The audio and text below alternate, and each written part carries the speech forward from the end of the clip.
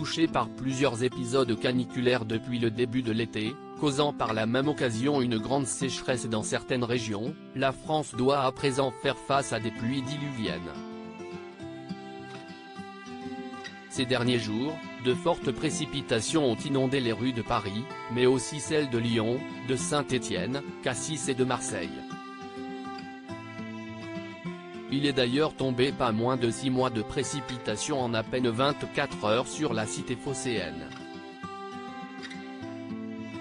De plus, de violents orages se sont aussi abattus sur la Corse. Ces derniers ont fait 6 morts et 20 blessés, dont 4 graves. Si est le ministre de l'Intérieur, Gérald Darmanin, qui a annoncé ce terrible bilan dans le cadre de son déplacement au camping de Sagone.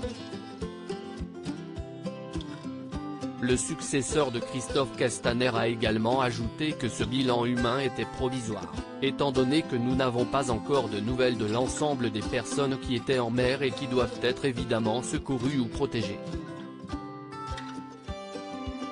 Pour l'instant, ce sont 000 foyers qui sont encore privés d'électricité sur l'île de Beauté. Pour sa part, la préfecture de Corse du Sud a donné l'ordre d'évacuer sans délai l'ensemble des campings du département dans lesquels les vacanciers sont hébergés au sein de structures légères.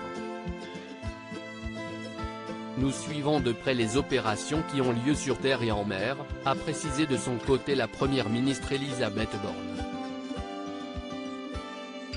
Arthur, vision apocalyptique et de désolation à Girolata alors qu'il s'est récemment marié avec l'ancienne Miss France Mareva Galanté, qui est sa compagne depuis déjà 10 ans. Arthur fut surpris par la violence des orages qui se sont abattus sur la Corse lors de son séjour sur place.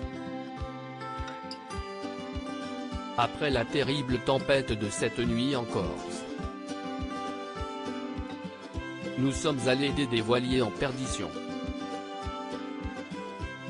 Vision apocalyptique et de désolation à Girolata.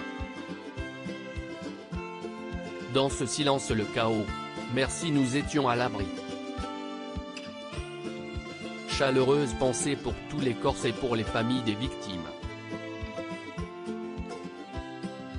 Fin des vacances, a-t-il écrit jeudi 18 août 2022 sur Instagram, tout en publiant des images édifiantes de sa virée en mer.